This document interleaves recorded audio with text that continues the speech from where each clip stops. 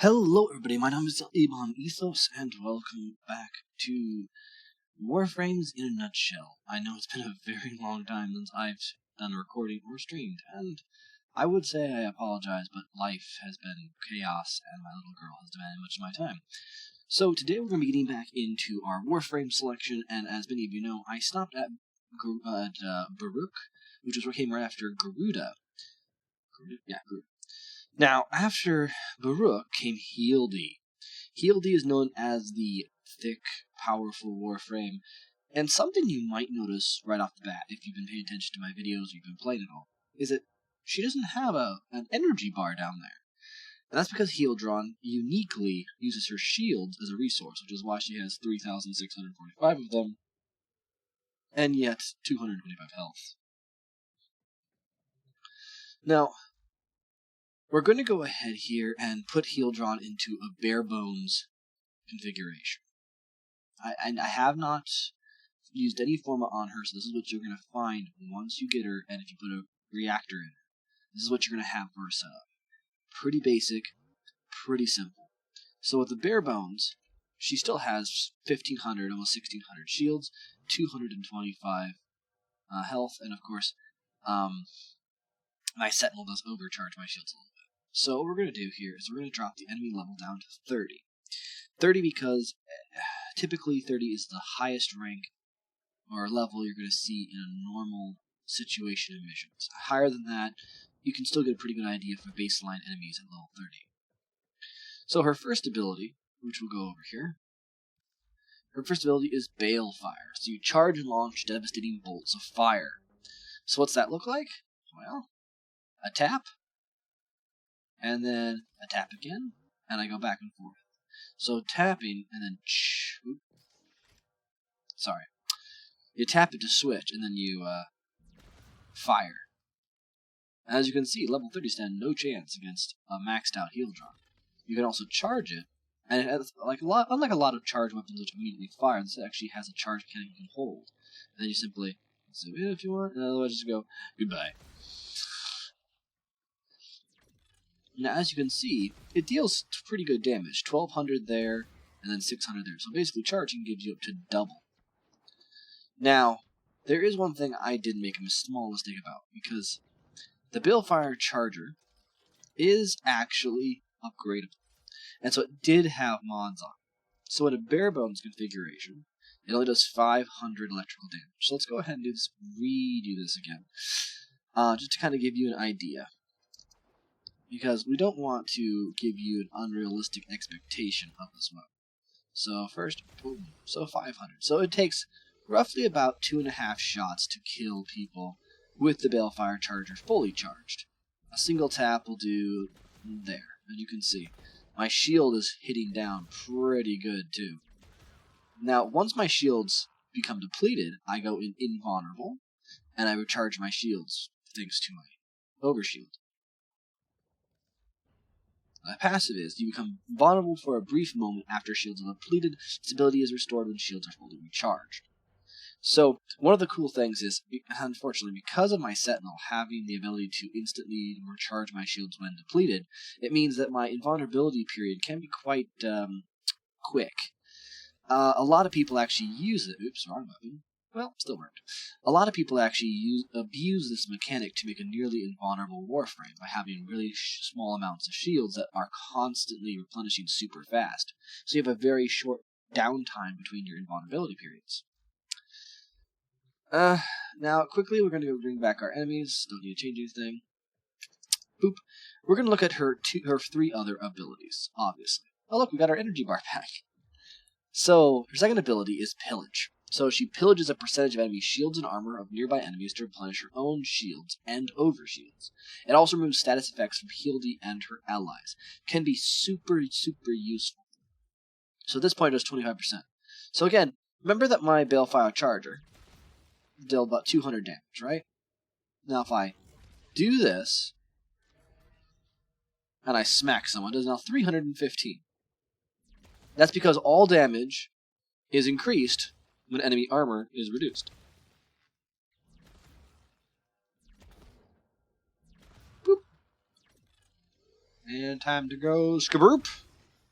Now, another thing to remember is this steal effect only lasts for a period. It's not a permanent, as far as I understand, it's not a permanent drain, it's a temporary one. At least to you. As you can see. Goodbye. Now, I could be wrong, and it could be a permanent effect. And if it is, then all you do is spam this 4 times, so let's go ahead and experiment with this. Real fast. I don't play Hildryn all that much, and a good reason for that is the fact that I play Gara way too dang much. So we'll go ahead down here, and we're going to drop off our thing. Now, when enemies have armor that exceeds their health, they have health bars turn yellow. If they at any point have armor that does not exceed their health turns red, which is why you'll see a lot of infested enemies who have red health bars, and then some that have yellow ones, and then a ton of Grineer that have yellow health bars, because Grineer are heavier on armor. So I spanned this a few times, and while I'm getting a good amount of shields and overshields back to keep replenishing this, it's not really affecting them more than once, as you can see. So let's give this a test here. Oops. Well, it's certainly doing a lot more damage than what it was. I mean, 500. Let's take another stab at it. Does it increase? Well, that critted. 529? If it doesn't crit, then we'll know. So it seems like there's a limit, there's an upper limit to what it will take from enemies. And again, it might just be that it's giving you a percentage of their current shields, or a percent of their current armor, which means eventually the amount that you'd be taking would be fairly minute. So if they have like 1,000 armor, but you take, let's say, 25% of that, then you're taking 250 armor. Now, if they're down to 750, the next 25% will be not 250 armor. It will be reduced. So that's quite likely what would happen with that. That you take diminishing returns from how much armor you scrape off of them, or it might just be that it only affects them once. Now, the next one is Haven. Haven is a bit harder to really see, but it is pretty cool. So Haven allows you to create a shield aura around allies, a bit like how you see the Sentinels that have the shield recharger. And it also causes them to drain per enemy and per ally. So if I do this, as you can see, they're taking a good chunk of damage, actually. And I can actually use my second ability to recover some of those shields. Now, Hildryn has been known to be a fairly good DPS frame because of this one ability. Running high efficiency, high strength, you can kind of do the same kind of thing that Gara can and just kind of melt through enemies. The problem is, as you noticed, the damage does not scale up infinitely. Oops. This damage doesn't scale up infinitely, but it does have a toggle effect, so you can keep it going forever. But the way that it works is that it deals 200 damage of radiation per second, and it recharges 80% of an ally's shields per second as well, meaning that you're a fantastic support. Bringing maximum range and good efficiency on there, you can pretty much keep people's shields up at all times, which can be very, very handy. Her last ability is a Geostorm, or a Geostorm, depending on how you want to say it, what place of the world that you're part of. Now, if you look, you basically jump into the air, you float, and then nearby enemies are raised into the air, and they create an energy orb every few seconds. When shields run out, the enemies are smashed into the ground. So to kind of show you how this looks, because it's kind of neat, actually. Ooh, see, look at that. Not that it really is handy for me, but there you go. Energy orbs don't do anything for me, but they do help my allies. So once again, running that with high efficiency and decent range, you could really actually supply energy to your entire party, and actually work as kind of a large range trinity, but a little bit more effective because you won't have to worry about those energy pulses not being replenishing channeled abilities, because the energy orbs would still replenish channeled abilities. Now, that's kind of what everything looks like. So depending on how you want to build Hildryn, you have a couple different options. Of course, your Balefire Charger, you just gotta max that baby up. And depending on how you want to build it, like, example, it has a fairly relatively low critical chance and status chance. So, dang, I must be tired after lunch. It's kind of hard to say what you really want to do with this. I built and modded mine out for just power and power and status because I wanted them to have damage and multi-shot and the faster charge times, and also give them a little bit of corrosive because corrosive is always useful. So, as you saw with this, level 30 enemies do not stand much of a chance. Fully charged, this thing pretty much annihilates. But it's only doing 11 to 12,000, somewhere between 10 and 12,000 damage, which I'm about to show you, it doesn't scale up super well. So let's go ahead and double their mastery, or their level, to 60, and we'll check it out. Well, I guess that corrosive does a better job against these guys at the top. Of 9,000 damage, effectively, so it reduces the amount of damage they take. But the Balefire Chargers do a lot of AoE smash, which is kind of useful. We'll once again we'll raise it up to 100 at this point. I think 100 is where things start to get really crazy for even Grenier.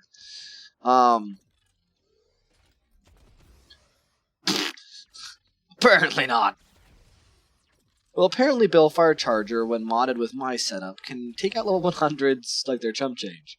I think it's because of the multi-shot. It's not just the 9,000 you see, you probably get more than one blast off at a time. So let's go ahead and raise this to my maximum, level 155. If it can effectively kill these guys, that means it is an this weapon, modified this way, is an effective weapon all the way up through some of the endless missions you'll have to deal with. So those like 2 or 3 shots, once again, is probably going to be enough to annihilate all these guys. But the problem is having enough shield to pull that off. Which you should have, because if you max out your frame, you should have a decent mod setup for your frame. And also, if you notice, you don't have shield oh, yeah, here it goes. You don't have shield recharge when you have your Balefire up. But you get that full oops, unless you miss, because the margin for error is great. It's just... people don't realize that these weapons are really nasty.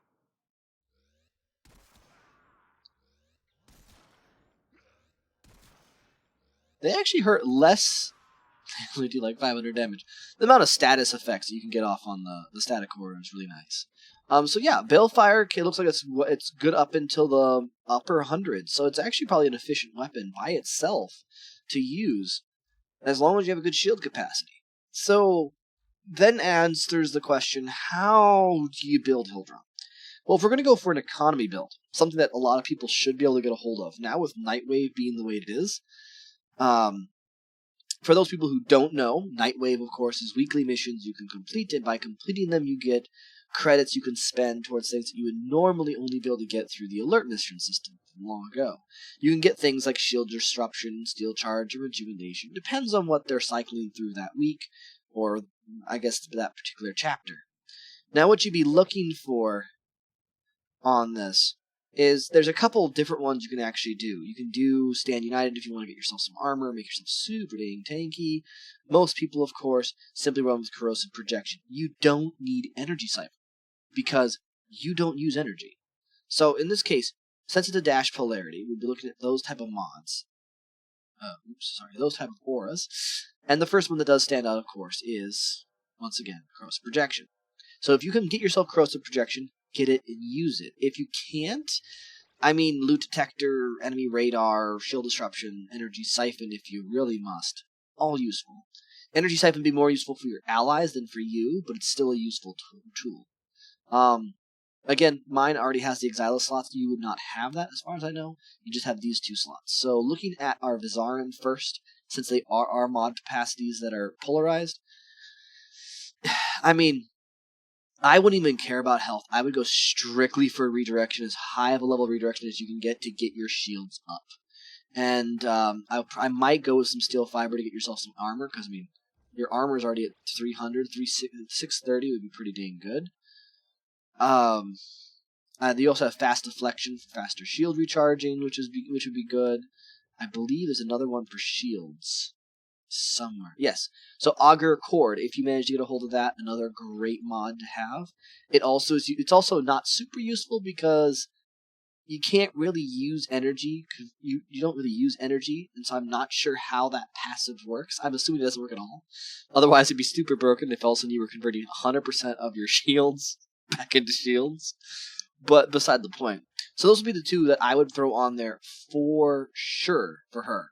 And then maybe throwing in something like, if I didn't have any of the gold mods that I do have, I would probably run myself with steel fiber.